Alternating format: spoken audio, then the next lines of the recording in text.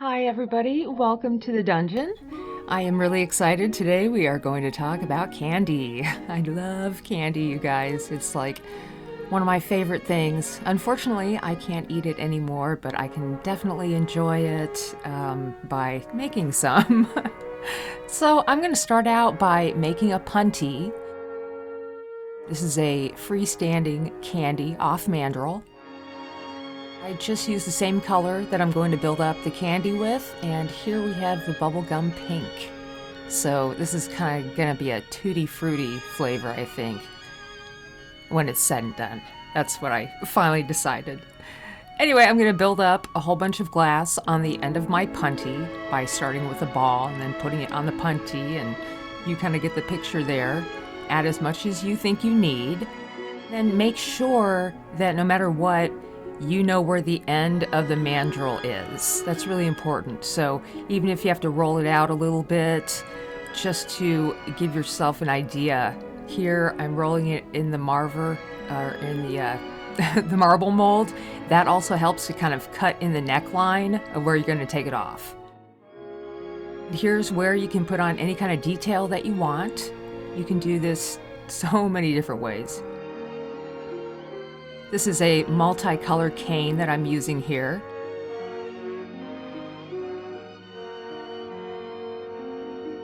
Just make sure if you're going to add detail like this, make sure the cane goes all the way from the neck to the top, and then take the tip off, and then it'll look more uniform. All right, I'm going to flatten it out here in a second.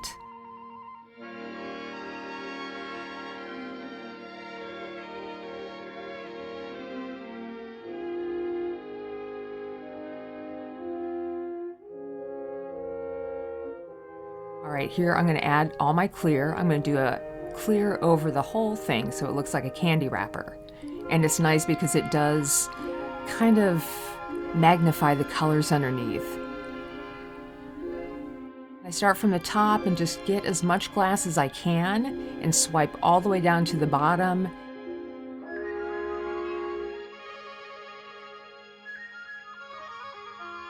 Make sure that you coat the whole thing.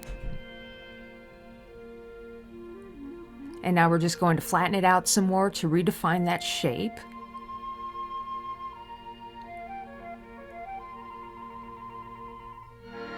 All right, now we're going to put the ends on. So this is great. I love this. Oh gosh, how frustrating can it be sometimes, you know? Anyway, so I'm just going to add a little bit of clear to the end of this. And then I'm going to wrap a little bit more on top. I'm trying to get enough to nip out using my tweezers into a little bit of the candy wrapper. Takes me a second to grab onto it. And I give it a couple of squeezes. If you're shaky like me, take your time. Calm yourself while you do this. Shape it up as quickly as you can, and then use a glass rod to punty up a little bit on the side of the wrapper. You're going to heat the end up. You really need to keep heat in the candy and be careful of it coming off of the punty too. That's like the big struggle here. The idea here is so simple, you guys, obviously, but it really does take, like anything. It looks simple, but it does take practice. So we're going to add the other side on here and do the same thing. Just nip it out with the tweezers. Gosh, that's pretty much it. It's a lot of fun to do. It's really simple. If you want to stick around and watch some things that I should have done differently, then please do. If you think you're good to go, then thanks for watching, you guys. We'll see you next time. Okay, so for those of you who are going to stick around a little bit, I'm just going to take this off and make sure that when you do, you don't squeeze the candy, if you know what I mean. Make sure it's a hard candy when you take it off. Okay, so here's a couple things that I should have done differently. Like, this is what you don't want to do, basically. Okay, so this is my first bit of candy that I did, and I didn't wrap the whole thing in clear. I just put the color on. I am using a little punty there, made out of, well, it's the welding rod, right? It's a mandrel. I have the candy coming right off of that. And I shouldn't have done that, first of all, but it worked out okay. Secondly, I put that mandrel on.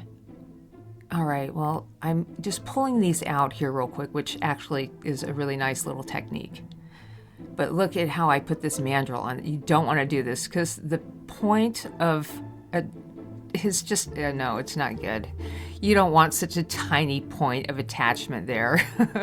You should really use a clear rod like I did in the first one. But I continue on with this one because I wanted to make a couple of these. I pinched it out a little bit. I went ahead and added just a little bit on the edges. I pull out. I just want to make sure that it's what I like. So just mess around with it until you get what you like. But I always feel like time is not on my side. As you can see there, it came right off the punty so quickly. This one is green. This would be my spearmint flavor, I guess. The other one would be cherry maybe, or something like that. Anyway, on this one, I make it a different shape. I'm going to square it up a little bit with my mini mashers here. If you notice while I'm doing this, I'm also resting my glass rod on the top of my torch, which I do because it helps me to not be so shaky. That's where things like this can happen. So try not to rest that rod right on a cooler, surface. And of course, I'm doing it again here because I really need the help. I was a little too shaky that day, but I was able to succeed. And that's what the point is just take your time. If things get crazy and fall, then pick it up and keep going. That's all I can say.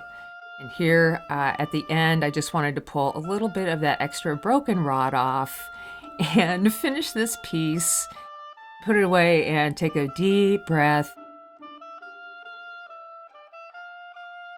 It was a lot of fun to make these, you guys. I hope you try these out. My best of luck to you all, and we will see you next time in the dungeon.